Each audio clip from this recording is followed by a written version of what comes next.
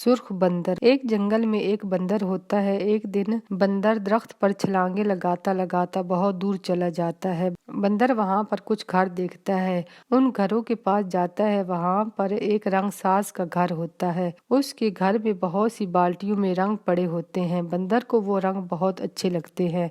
सुर्ख रंग की बाल्टी के अंदर बंदर गिर जाता है। बंदर का रंग सुर्ख हो जाता है। बंदर वहां से वापस अपने जंगल में आता है। सुर्ख बंदर को देखकर सब जानवर डर जाते हैं। बंदर जब ये देखता है कि ये सब जानवर मुझसे डर रहे हैं तो उन जानवरों से कहता है कि मैं तुम्हारा बादशाह हूँ।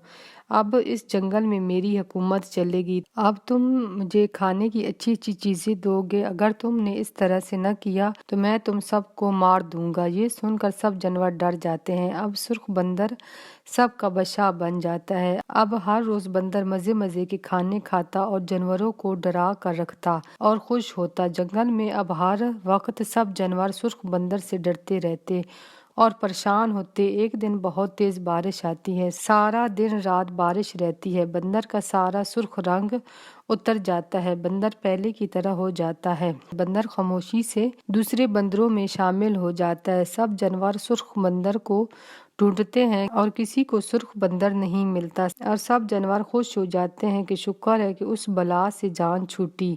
आप सब आज़ादी से जंगल में फिरते रहते हैं।